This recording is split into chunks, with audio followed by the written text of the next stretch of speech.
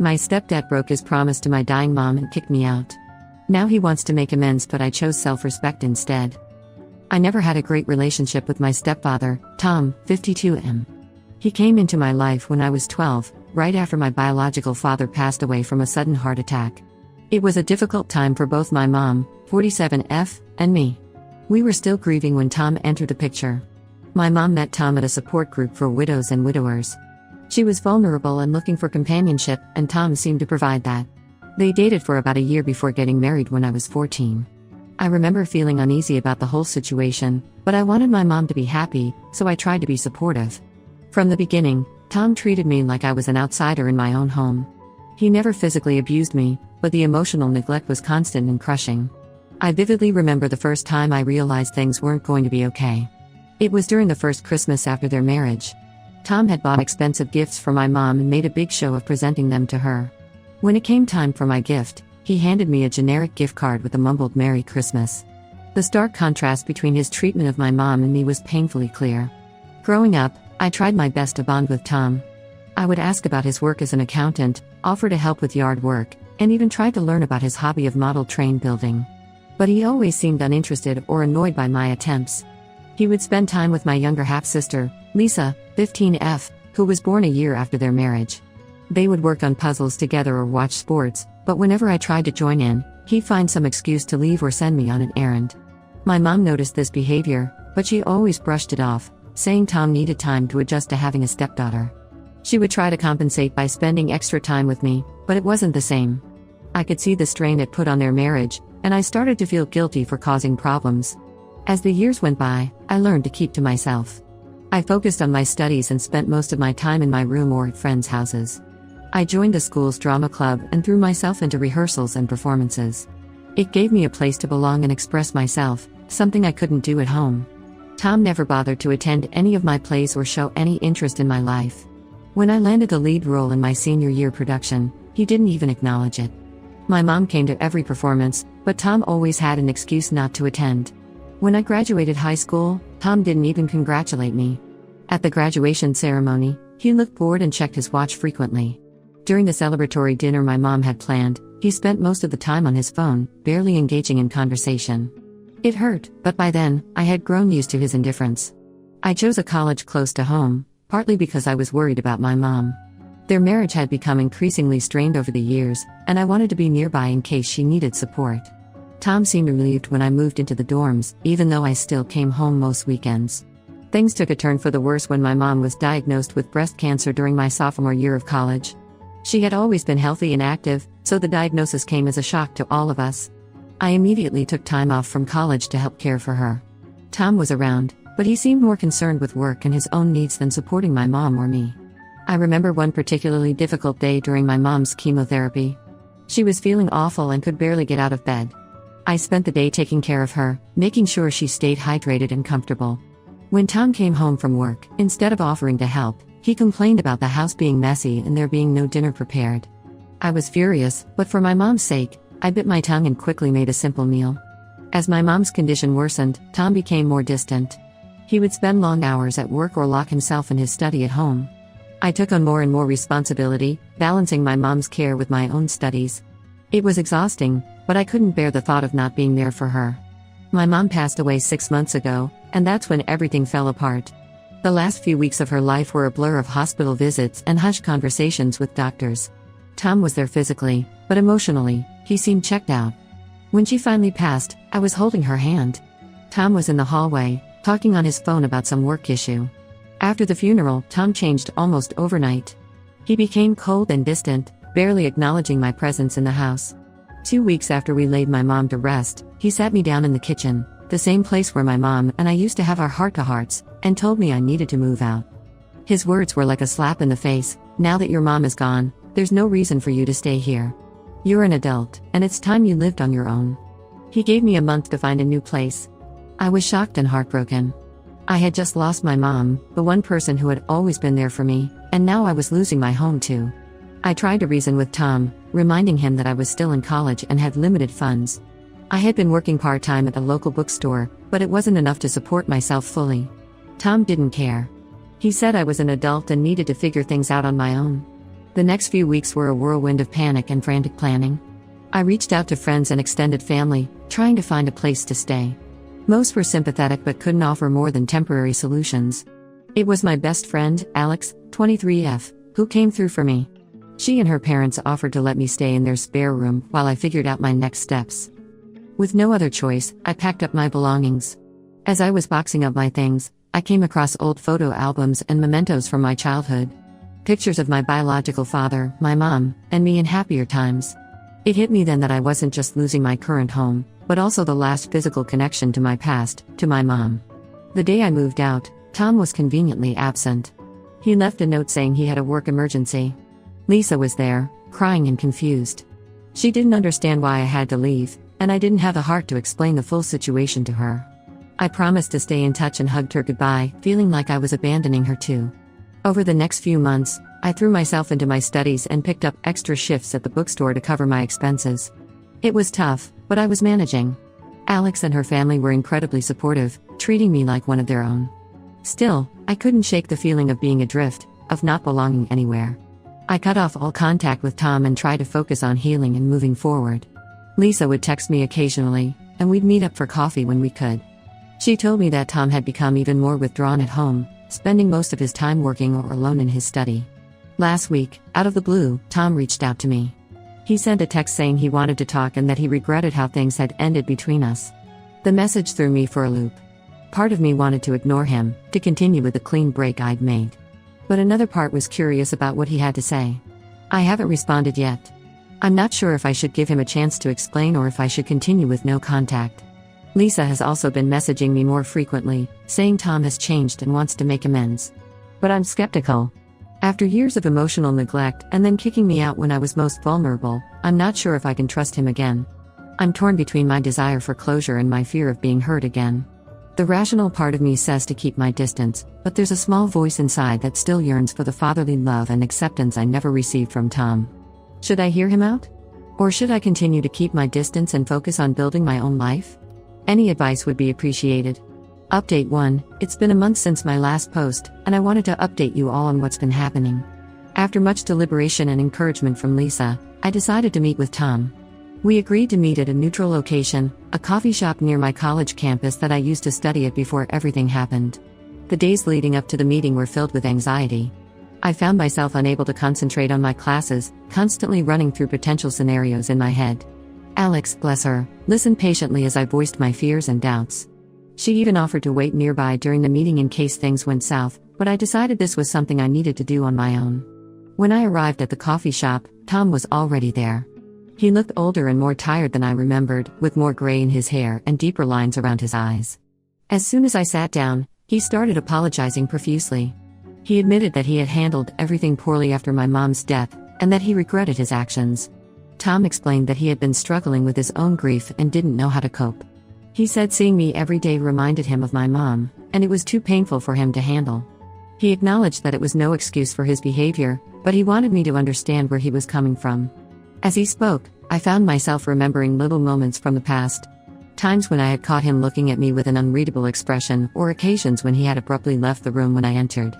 I had always interpreted these actions as dislike or indifference, but now I wondered if there had been more to it. During our conversation, Tom revealed something I never knew.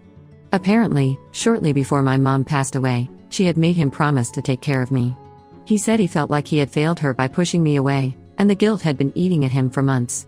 He pulled out a letter from his pocket, the last letter my mom had written to him from the hospital. In it, she expressed her love for both of us and her hope that we would be there for each other after she was gone. Reading my mom's words brought tears to my eyes. I could almost hear her voice, full of hope and love. It made Tom's subsequent actions even more hurtful, knowing that he had gone against her final wishes. I listened to everything Tom had to say, but I didn't offer forgiveness right away. I told him how hurt and abandoned I felt when he kicked me out. I explained the struggles I've been through trying to support myself and continue my education without any help. I told him about the nights I cried myself to sleep, missing my mom and feeling utterly alone in the world. Tom seemed genuinely remorseful. He offered to help me financially and said he wanted to try and rebuild our relationship. He even suggested family therapy for us and Lisa, acknowledging that his actions had affected her too. I left the meeting feeling conflicted. On one hand, I appreciated Tom's honesty and his effort to make amends. It was more than I had ever expected from him. On the other hand, I couldn't shake the feeling of mistrust that had built up over the years. Could I really believe that he had changed? Or was this just temporary guilt that would fade away, leaving me hurt once again? After the meeting, I talked things over with Alex and her parents, who have become like a second family to me. They've seen me through some of my darkest moments over the past months, and I value their opinion. They advised me to proceed with caution and not to rush into anything. Alex's mom, in particular, warned me about the cycle of abuse, where periods of remorse and good behavior are followed by a return to old patterns. I also reached out to my aunt, my mom's sister, who I hadn't spoken to in a while. She was surprised to hear about Tom's change of heart and advised me to be careful. She reminded me that I don't owe Tom anything, regardless of what promises were made to my mom. Her words helped me feel more secure in taking things slow. After much thought, I decided to take small steps. I agreed to occasional phone calls with Tom and to meet Lisa for lunch every couple of weeks. I made it clear to Tom that while I'm open to improving our relationship, I'm not ready to fully trust him yet. I told him that his past actions had deeply hurt me, and that rebuilding trust would take time, if it happened at all. As for his offer of financial help, I'm still unsure. Part of me wants to accept it because it would make my life easier. I've been struggling to balance work and studies, and the extra money would be a huge relief. But another part feels like it might complicate things. I worry that Tom might use financial support as a way to control me or to absolve himself of guilt. For now, I've told him I need time to think about it. It's a strange situation to be in. I never expected Tom to reach out or try to make amends. For so long, I had resigned myself to the fact that he would never be the father figure I needed. Now, I'm trying to navigate this new dynamic while protecting myself emotionally. Lisa is thrilled that Tom and I are talking again. She's been messaging me more frequently, sharing details about her life that she had held back before. I can tell she's hoping for us to become a family again, but I've gently explained to her that things aren't that simple. As for me, I'm trying to keep my expectations low. I'm continuing with my therapy sessions, which have been incredibly helpful in processing all of these emotions. My therapist has encouraged me to set clear boundaries with Tom and to pay attention to my own feelings throughout this process. I'll keep you updated on how things progress. Thank you all for your support and advice. It's been invaluable during this difficult time, and I'm grateful to have this community to turn to. Update 2. It's been 3 months since my last update, and I wanted to share how things have progressed with Tom. After our initial meeting, we've been in regular contact through phone calls and occasional meetups. At first, things seemed to be improving. Tom was making an effort to be more involved in my life. He asked about my classes, my job, and even attended one of my college presentations. It felt strange but somewhat nice to have his support after all these years. There were moments when I caught glimpses of what our relationship could have been like if things had been different. We had a few good conversations where Tom opened up about his own childhood. He told me about his strict, emotionally distant father and how he had always struggled with expressing emotions. It helped me understand him a little better, though it didn't excuse his past behavior. However, as time went on, some old patterns started to emerge. Tom began to make comments about how I should be grateful for his efforts and that I needed to get over what happened in the past.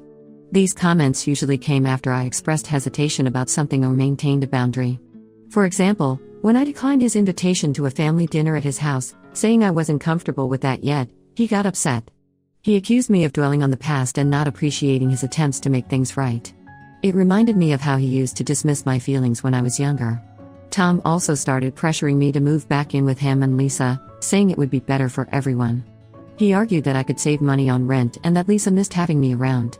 While I appreciated the offer on some level, it felt like he was trying to erase what had happened, to go back to a normal that had never really existed for us. The situation with Lisa has become complicated too. She's caught in the middle, wanting us all to be a happy family again. I've tried to explain to her that rebuilding relationships takes time, but I can tell she's frustrated with the slow pace of things. The turning point came last week when Tom and I had a big argument. He had offered to pay for my textbooks this semester, which I reluctantly accepted after much consideration. But when I went to purchase them, I found out he had canceled the payment without telling me. When I confronted him about it, he said he changed his mind because he felt I wasn't appreciating his help enough. This incident brought back all the old feelings of mistrust and hurt. It made me realize that while Tom might regret his actions, he hasn't truly changed. He's still trying to control the situation and my feelings, just like he did when I was younger. During the argument, Tom said some hurtful things. He brought up my biological father, implying that I was comparing them unfairly. He also suggested that my mom would be disappointed in me for not trying harder to mend our relationship. Using my mom's memory like that felt like a low blow and brought back the pain of losing her. After this argument, I've decided to take a step back from our rebuilding efforts. I told Tom I need space and that I don't think it's healthy for us to continue trying to force a relationship that might not be possible. His reaction was a mix of anger and pleading, which only confirmed to me that this was the right decision. Lisa is upset with my decision. She thinks I'm being too harsh and that I should give Tom more chances. But I've explained to her that while I love her and want to maintain our relationship, I need to prioritize my own mental health and well-being. It's been hard on her, and I feel guilty for causing her pain, but I know it's necessary. I'm back to focusing on my studies and work. The semester is getting busier, and I'm grateful for the distraction. Alex and her family continue to be a great support system for me. They've assured me that I'm welcome to stay with them as long as I need, which has been a huge relief. I'm also considering joining a support group for people who have lost parents, as I realize I still have a lot of grief to process. My therapist suggested it might be helpful to connect with others who understand what I'm going through. This experience has taught me that sometimes, no matter how much we want things to work out, some relationships are better left in the past. It's a hard lesson, but I think it's an important one for me to learn. I'm trying to focus on the relationships that are positive and supportive in my life, rather than chasing after one that has caused me so much pain. Thank you all for your continued support and advice. It's been a roller coaster of emotions, but I'm feeling stronger and more confident in my decisions now. I'll update again if there are any significant developments. Update 3. It's been 6 months since my last update, and I wanted to share some final thoughts on this situation. A lot has changed in my life, mostly for the better. After I decided to step back from rebuilding a relationship with Tom, I focused on myself and my future. I threw myself into my studies and managed to secure an internship in my field of study, environmental science. It's been challenging juggling the internship with my classes and part-time job at the bookstore, but also incredibly rewarding. I'm learning so much and feeling more confident about my career prospects. Tom tried to contact me a few times after our falling out. At first, his messages were apologetic, but when I didn't respond, they became more accusatory. He even showed up at the bookstore once, causing a scene that almost got me in trouble at work. After that incident, I explained to him firmly that while I don't harbor any ill will towards him, I'm not interested in pursuing a father-daughter relationship.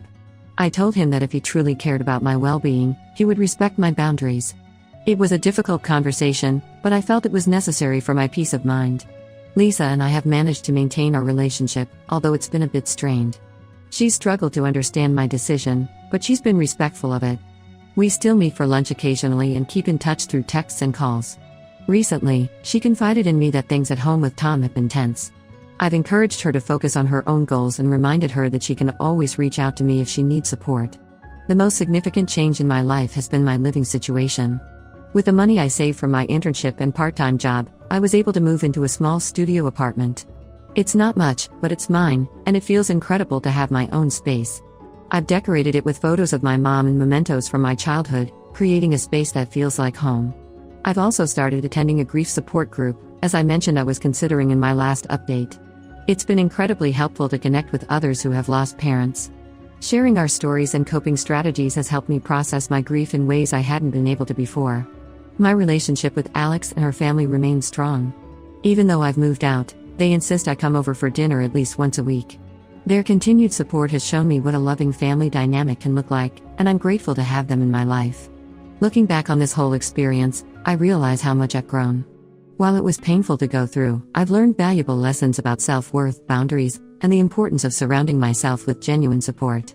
I've also learned that it's okay to let go of relationships that no longer serve you, even if they're family. I still think about my mom every day, and there are times when the grief hits me hard. But I'm learning to carry her memory with me in a way that brings comfort rather than pain. I like to think she'd be proud of how I've handled this situation and the person I'm becoming. I want to thank everyone who offered advice and support throughout this journey. Your words of encouragement helped me more than you know. While this chapter of my life is closing, I'm excited about what the future holds.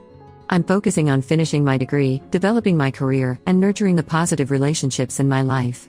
To anyone going through a similar situation, remember that it's okay to prioritize your own well-being, even if it means making difficult decisions about family relationships.